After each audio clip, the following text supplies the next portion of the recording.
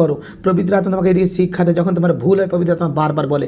আরে পবিত্র আত্মা চিৎকার করে করে কথা বলে না, পবিত্র আত্মা তোমার কাছে এসে কথা বলে, পবিত্র আত্মা বাইবেল বচন দ্বারা কথা বলে, পরমেশ্বরের আত্মা ভবিষ্যৎ বক্তা দ্বারা কথা বলে, বিশ্বাস করে পরমেশ্বরের আত্মা দর্শন দ্বারা কথা বলে।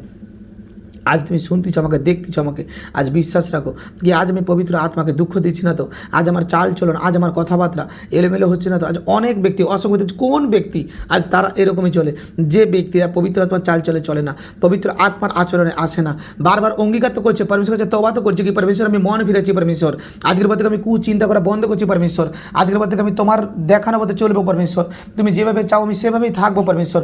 তারপরেও রোজ রোজ রোজ রোজ সেই নেগেটিভ কার্যকারীর সঙ্গে যুক্ত হচ্ছে, রোজ রোজ মন্দ চিন্তার সঙ্গে যুক্ত হচ্ছে, রোজ রোজ খারাপ পথে সে যাচ্ছে এবং তার চলার পথে অনেক নেগেটিভ বন্ধু।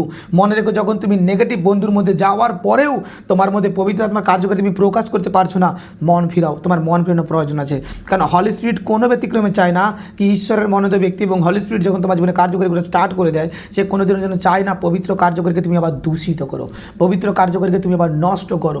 কারণ পবিত্র আত্মা চায় আমাদেরকে বেস্ট এক স্থানে রাখতে, বেস্ট এক জায়গাতে রাখতে।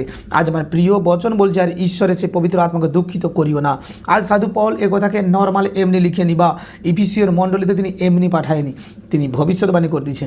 আজকের এই কালে আমরা যদি দেখি, আমাকে একাধিক সন্তান তোমরা দেখছো, আজকে তোমাদের জীবনে তোমরা তোমাদের মতন করে আজ তোমরা কতজন পরমেশ্বরের সঙ্গে যুক্ত হবার সে সঠিক সিদ্ধান্ত নিয়েছো, কতজন পরমেশ্বরের প্রেজেন্সে থাকার সিদ্ধান্ত নিয়েছো, কতজন পরমেশ্বরের উপস্থিতিতে থাকার সিদ্ধান্ত নিয়েছো কি হ্যাঁ আমি পরমেশ্বরের উপস্থিতিতে থাকবো, প্রভুর কাছে আমি থাকবো, পরমেশ্বরের মনোনীত সন্তান হয়ে আমি থাকবো, প্রভুর কৃপা আমার জীবনে আমি রাখবো। আজ কোন সন্তান প্রার্থনার টাইম তৈরি করছে নিজের জীবনে, কোন সন্তান পরমেশ্বরের সামনে রোজ মুখ দেখাতে যাচ্ছে, রোজ প্রভুর সামনে মুখ দেখাচ্ছে, রোজ প্রভুর সামনে হাঁটু পাতিছে, রোজ প্রভুর সামনে প্রার্থনা করতেছে, কোন সন্তান আজকে? আজ যে সন্তান মনে রেখো কি রোজ পরমেশ্বরের সামনে হাঁটু পাতে, রোজ পরমেশ্বরকে মুখ দেখানোর জন্য আসে, সে ব্যক্তি তো আশিসের কারণ হয়ে দাঁড়ায় যিশু নাসরির নামে।